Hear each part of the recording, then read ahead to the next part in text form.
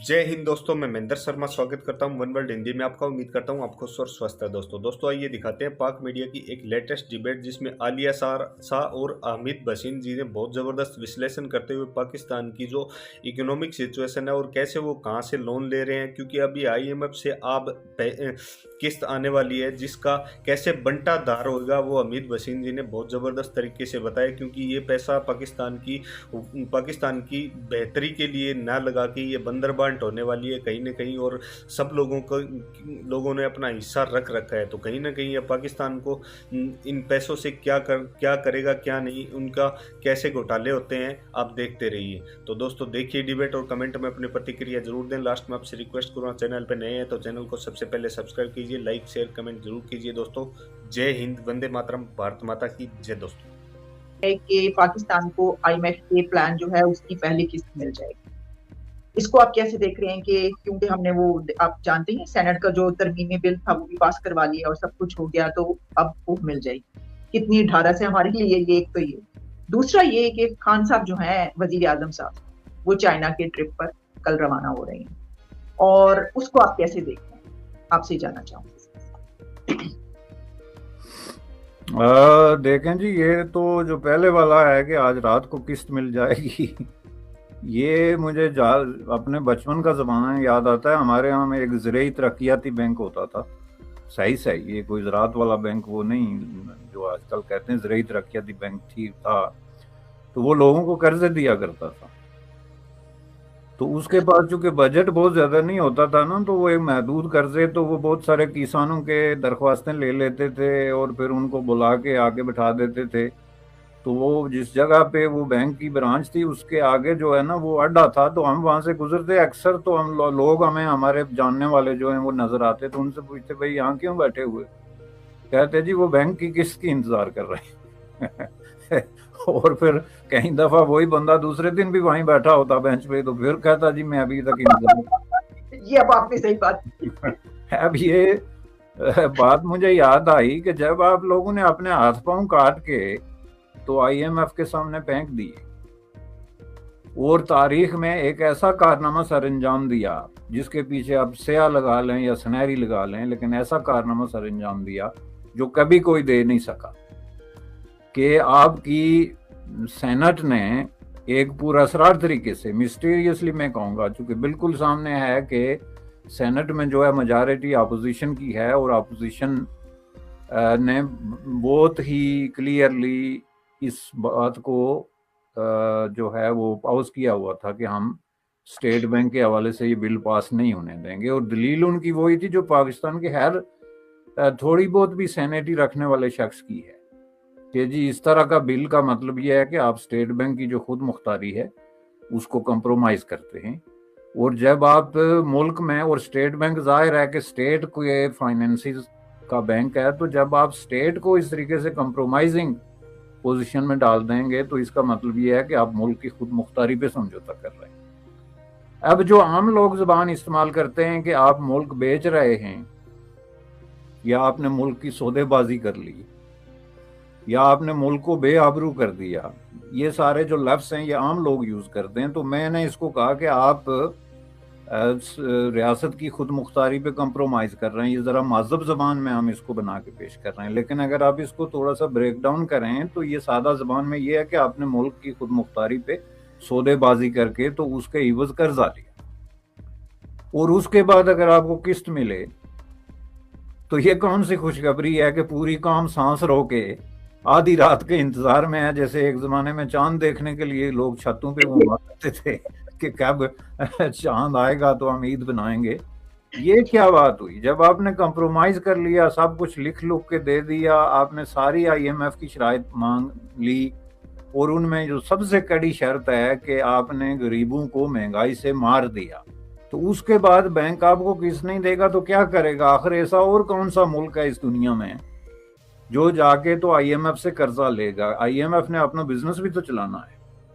और आपको पता है, आप अगर ट्रैक हिस्ट्री इसकी निकाल के जाएं, ये 1940 से ये बैंक जो है ऑपरेट कर रहा है,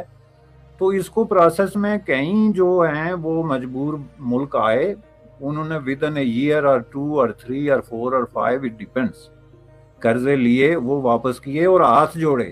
کہ بھائی آئندہ ہمارے دروازے کبھی نہ کھٹکھٹانا, اور وہ چلے گئے. اگر آپ وہ لسٹ دیکھیں تو اس میں بے شمار ملک ہیں, this is not something new, لیکن کسی ملک نے بھی اس قدر سمجھوتا نہیں کیا. یہ آئی ایم ایف اور جو تھرڈ ورلڈ کی کنٹریز ہیں, جو لون سیکر کنٹریز, آپ ان کو قرضے کی تلاش میں مارے مارے پھرنے والے بے شمار ملک جو عجیب و غریب قسم کے تجربات سے گزرے ہیں, لیکن کبھی کسی نے اپنے ملک کو اس طرح لکھ کے نہیں دے دیا کاغذ پہ, سفید کاغذ پہ, کہ لیں جی مہنگائی بھی کر دیتے ہیں, ٹیکس بھی لگا دیتے ہیں, بینک بھی آپ کے حوالے کر دیتے ہیں, یہاں تک کہ اپنے بینک سے پیسے نکالنے کے لیے بھی ہمارے پاس جو ہے وہ کوئی سے نہیں ہوگی. جو بھی اس کی تفصیلات ہیں وہ تو آپ کو پتا ہے. تو ان ساری چیزوں کو اگر آپ سامنے رکھیں اور جوڑ کے دیکھیں نا پورا نقشہ, تو سینٹ نے کیا طرز عمل اختیار کیا, اور اس کے بعد یوسف رضا گیلانی کے حوالے سے کیا ڈرامہ وہاں پہ کھیلا جا رہا ہے, پیپلز پارٹی کا ماضی میں کیا رول رہا اور اب کیا ہے, اور کس حوالے سے انہوں نے یہ ساری چیزیں جو ہے مینیج کی, قرض کی چیزیں, یہ بل کیا پاس ہو گیا, اس کو سارے سامنے رکھ کے کریں تو اس میں ایک ماتم کا مقام ہے کہ ایسے لوگوں کے ہاتھوں یہ ملک بکا ہے جو بہت بڑے بڑے دعوے کہیں سے لے کے آئے تھے, اور انہوں نے نہ صرف ملک بیچا بلکہ میں تو یہ کہوں گا کہ ریاست مدینہ کو جس بے دردی سے ان لوگوں نے بدنام کیا, آپ یاد رکھیں گے کہ آئندہ کم از کم 200 سال تک پاکستان میں کوئی ریاست مدینہ کا نام نہیں لے گا. حالانکہ ملا جو ہے وہ صبح شام یہی کام کرتے تھے, لیکن اب وہ بھی محتاط ہونا شروع ہو گئے ہیں. آپ ذرا ان کی لینگویج سنیں, ان کی وکیبلری سے یہ لفظ نکلتا جا رہا ہے. تو یہ جو ہے فراجولنٹ قسم کا کام ہوا ہے پاکستان کے عوام کے ساتھ. قسط مل جائے گی, اس کی مبارک ہو, جو اس کے انتظار میں بیٹھے ہیں, آگے وہ بانٹ دیں گے, اندھا بانٹے ریوڑی اپنے اپنے کو دے, کوئی کسی شکل میں لے کے جائے. وہ تو یہ بھی خبریں ہیں کہ وہ جو پرائم منسٹر چائنا جا رہے ہیں, وہاں سے پھر رشیا اور وہاں سے جو لونز ہیں کوئی 2-3 بلین ڈالرز, لیکن گورنمنٹ کی طرف سے کہا گیا کہ نہیں ایسی کوئی بات نہیں ہے, کوئی لون نہیں مانگا جا رہا, کسی سے نہیں پیسے دیے جا رہے. نہیں دیکھیں, جب آپ لفظ گورنمنٹ استعمال کرتے ہیں نا, تو اب جو انفارچونیٹلی اس بات کو ڈیفائن کرنا تھوڑا مشکل ہو گیا ہے کہ government in fact who is government and who is speaking for the government. یہ میں آپ کو بتا دوں, چونکہ گزشتہ 3-3.5 سالوں میں آپ اپنی ایک لسٹ بنا لیں کہ جو جھوٹ آپ نے سنے ہوں گے اور یہ ہم نہیں کر رہے. جس کی ایک مثال یہ دے دیں, آج آپ قرضے کے انتظار میں بیٹھی ہوئی ہیں. 3 سال پہلے یہی پرائم منسٹر ہے جس نے ٹی وی پہ کھڑے ہو کے کہا تھا کہ آئی ایم ایف سے ہم کوئی قرضہ نہیں لیں گے. اس کا منسٹر بھاگ گیا تھا, 9 مہینے بھاگا رہا. تو یہ کہنا کہ جی گورنمنٹ میں یہ گورنمنٹ کی کوٹیشن وہاں دی جاتی ہے جہاں گورنمنٹ کی کوئی کریڈیبلٹی ہوتی ہے, جہاں گورنمنٹ کی کسی بات پہ عوام بلیو کرتے ہیں. یہاں تو جس چیز کو ڈسکریڈٹ کرنا ہے اس کو گورنمنٹ کے ساتھ جوڑ دیں کہ یہ بیان گورنمنٹ کی طرف سے آیا. لیکن لیٹ می ٹیل یو, دیکھو قزاقستان, روس اور چین کی حوالے سے $3 بلین کی لینڈنگ کا یا باروئنگ کا جو بھی ایک منصوبہ ہے, یہ ظاہر ہے کہ یہ خبر آئی, میڈیا میں آئی, کسی نے ایسے تو نہیں چھوڑ دی نا, ایک خبر ہے اور عین اس وقت ہے جب پرائم منسٹر کے ان کے ساتھ رابطے بھی ہو رہے ہیں. اور ہمارا ٹریک ریکارڈ بھی یہی ہے کہ جس ملک کے ساتھ ہم کوئی تعلق رکھتے ہیں اس سے پیسے مانگتے ہیں. There is nothing else we can offer اور آسک فار. آپ مجھے ایک ملک اٹھا کے دیکھ لیں گے جس کے ساتھ پاکستان کا کوئی تعلق ہے لیکن اس میں پیسہ انوالو نہیں ہے. یا تو دشمنی کا تعلق ہے جو مثلا انڈیا کے ساتھ ہے یا ایران کے ساتھ یا کسی اور ملک کے ساتھ, وہ ایک دوسری چیز ہے, ڈیفینیٹلی کلیئر ہے. لیکن جو کوئی دوستی کا کہیں تعلق ہے تو اس میں ہم جو ہے وہ پیسے مانگتے ہیں. یہ ٹریک ریکٹ ہے, اس لیے ملکوں نے اپنے اپنے طور پہ انہوں نے کچھ کوڈ ورڈز رکھے ہوئے ہیں کہ ان سے ذرا ہوشیار رہیں, یہ پیسے مانگیں گے. اس کی میں آپ کو مثال دیتا ہوں. ایک خط میں آپ کو کوٹ کر سکتا ہوں امریکی صدر کا. یہ پہلے دن سے جب انہوں نے امریکہ سے مالی مدد اور فوجی مدد مانگنی شروع کی تھی 1950s کے شروع میں, 1949 میں, بلکہ 48 کہہ لیں. خطوط تو اس سے بھی پہلے جانے شروع ہو گئے تھے. جو ہی 47 میں اعلان ہوا تھا پاکستان بن گیا تو خط تو پہلے ہی چلا گیا تھا, لیکن جب بندے اور ڈیلیگیشن جانے شروع ہوئے تو امریکی صدور جو ہیں وہ اپنے جو نوٹس لکھتے تھے یا یادداشتیں لکھتے تھے اس میں اپنے عملے کو بتاتے تھے کہ یہ ایک وفد پاکستان سے آ رہا ہے، تو ظاہر ہے حسب سابق ان کی توقعات یہ ہوں گی، جن میں سے ایک یہ ہے کہ ہم ان کی کو مالی مدد بھی کریں۔ ڈیفینیٹلی وہ نوٹس ان تک آتے تھے، چونکہ جب میٹنگ ہوتی ہے نوٹس وہی بنتے ہیں جن پہ پہلے ڈسکشن ہوتی ہے، پھر ان کو وہ ریٹن شکل میں بنا کے آرکائیو میں رکھتے ہیں، اور کبھی کسی نے غیرت یا شرم کا مظاہرہ نہیں کیا کہ یہ ہم جو ہے کس راستے پہ چل نکلے ہیں، چونکہ ان کا جو لائف سٹائل تھا وہ ڈیپینڈ امریکی امداد پہ اور پیسے مانگنے پہ کرتا تھا۔ یہ لائف سٹائل انسسٹینیبل ہے ایک تھرڈ ورلڈ کی غریب کنٹری کے لیے۔ جس طریقے سے آپ کے جو حکمران طبقات رولنگ ایلیٹ ہے اس نے جس طرح کے محل بنائے ہوئے ہیں اپنے رہنے کے لیے، جس طرح کا ایک سٹیٹس انہوں نے ڈیولپ کیا ہوا ہے ملازموں کا، گاڑیوں کا، یہ سارے ریسورسز کا، ان کے بچوں کی عیاشیاں، یہ ساری چیزیں سامنے رکھیں تو از امپاسبل، کسی بھی غریب ملک کے لیے یہ سسٹینیبل ہے ہی نہیں۔ تو یہ سسٹین کیسے کرتے اگر یہ قرضے نہ لیتے؟ ملک کے اندر تو ایسے کوئی ذرائع تھے نہیں، تو بجائے اس کے کہ یہ کھدر پہنتے یا ٹاٹ پہنتے چیئرمین ماؤ کی طرح، یا گاندھی کی طرح چادر اوڑھ لیتے مہاتما گاندھی کی طرح، اور کھیتوں میں بیٹھ کے کہتے کہ ہم اپنی خوراک یہاں سے پیدا کریں گے،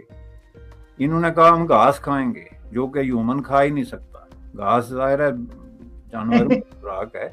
اور ظاہر ہے آپ کھائیں گے تو آپ مر جائیں گے 2-3 دن میں۔ تو جس کا مطلب یہ ہے کہ آپ نے ایک ایسے بڑک لگائی کہ ہم یہ کر دیں گے وہ نہیں کریں گے۔ اس کی بنیاد پہ آپ دیکھیں امریکہ سے سٹارٹ کریں، برطانیہ کے ساتھ تو امریکہ کا بھی شروع میں جھگڑا 2 سال یہ رہا کہ برطانیہ نے آزادی کے بعد ایک خط لکھا پرائم منسٹر نے to the president of the united state of America. جب امریکہ نے اس کو کہا کہ ہم فی الحال دوسری جنگ عظیم کی وجہ سے ایسے معاملات میں پھنسے ہوئے ہیں کہ ہم آپ سے توقع رکھتے ہیں کہ آپ ابھی تک پاکستان انڈیا کے معاملات کو پہلے کی طرح ڈیل کرتے رہیں تاکہ ہم یکسو ہو کے دوسرے چیزوں پہ توجہ دیں، تو برطانیہ نے جواب میں کہا کہ یہ ممکن نہیں ہے، چونکہ ہمارے معاملات اس قدر پھیل چکے ہیں کہ ہم مزید پیسے ان لوگوں پہ ضائع نہیں کر سکتے، اس خط کی میرے پاس فوٹو کاپی ہے۔ تو یہ تعلق کیا تھا برطانیہ کا، جو اس کے بعد پہلا تو کالونیل جو تھا وہ تو ہو گیا، لیکن 14 اگست کے بعد جو تعلق تھا کس چیز کا؟ جی اتنے پیسے دو، فلاں اسکیم دے دو، فلاں مدد کر دو، فلاں ٹیکنالوجی دے دو۔ اس کے بعد کون سا تیسرا ملک تھا؟ فرانس سے آپ نے کبھی فرانس کو بھی کچھ دیا ہے، کبھی سعودی عرب کو بھی کچھ دیا ہے، کبھی یو اے ای کو بھی کچھ دیا ہے۔ آپ کا تعلق ہمیشہ یک طرفہ رہا ہے، لینے کا، دینے کا کوئی سوال نہیں ہے۔ تو اس میں اگر وہ روس اور قزاقستان میں جا رہے ہیں تو ان کو کیا ریاست مدینہ پہ لیکچر دینے کے لیے جا رہے ہیں؟ کام کیا ہے ان کا روس اور قزاقستان میں؟ پہلے آپ مجھے تو یہ بتائیں۔ اور جو کوئی بھی کام ہو، یہ پہلے تو آپ کو دیکھیں انہوں نے جا کے سعودی عرب سے پیسے لیے تھے، یو اے ای سے لیے تھے، اور ان کا یہی سریا گردن میں جو ہے وہ بالکل اسی طرح تھا کہ نہیں جی ہم تو سوال ہی نہیں پیدا ہوتا۔ جب یہ بات پھر اوپنلی لیک ہوئی کہ انہوں نے نہ صرف پیسے لیے بلکہ از اے ویری انسلٹنگ وے میں لیے کہ ہمیں جو ہے واپس کرنے پڑے، تو 24 آورز میں جو ہے ہم واپس کریں گے۔ یہ ایک ایسی ٹریجڈی ہے جس پہ میں نہیں سمجھتا کہ کوئی بینک کر رہا ہے یا کوئی ان کی انسلٹ کر رہا ہے۔ دس از اے سین، لیکن اس کو ٹریجڈی سمجھ کے آپ ڈیل کریں گے تو حل ہوگا۔ آپ اس کے ساتھ جالسازی والے کام کریں، نہیں جی ہم لیتے ہی نہیں۔ آپ یاد رکھیے گا یہ جو آپ نے گورنمنٹ کی بات کی کہ جب یہ سارا کنکلوڈ ہو جائے گا ہم اس پہ پروگرام کریں گے 2 ہفتے 4 ہفتے کے بعد، آپ دیکھیں گے کہ یہ پیسے لیں گے۔ ٹھیک بیرسٹر صاحب، آگے آ رہی ہے 5 فروری، ٹھیک ہے، اور 5 فروری پہ ہم نے دیکھا کہ ابھی جو پہلے بھی آپ کو یاد ہوگا جمعے کے دن کہتے تھے ہم کھڑے ہوں گے کچھ دیر کے لیے، اور وہ پھر ہم نے کوئی 4 ہفتے کھڑے ہوئے، پھر ہم تھک گئے تو ہم بیٹھ گئے، تو اب ابھی تک بیٹھے ہوئے۔ 5 فروری کے 2 پہلو ہیں جی۔ ایک پہلو تو اس کا عام آدمی کا پہلو ہے جو کہ یہ سمجھتا ہے کہ وہ کشمیری عوام کے ساتھ اظہار یکجہتی کر رہا ہے، اور اس کے پاس وہی روایتی ایک سیٹنگ ہے کہ جی یہ اتنی انڈین فوج ہے وہاں پہ اور اتنے لوگ مارے گئے یا اتنے لوگ شہید ہوئے تو ہم ان کے ساتھ۔ یہ اس کا ایک پہلو ہے جو اپیرنٹ ہے اور جس کا حقائق سے کوئی تعلق نہیں، صرف اتنا تعلق ہے کہ عام آدمی بیچارہ اسے فیل کرتا ہے چونکہ اس کو فیل کرایا گیا ہے۔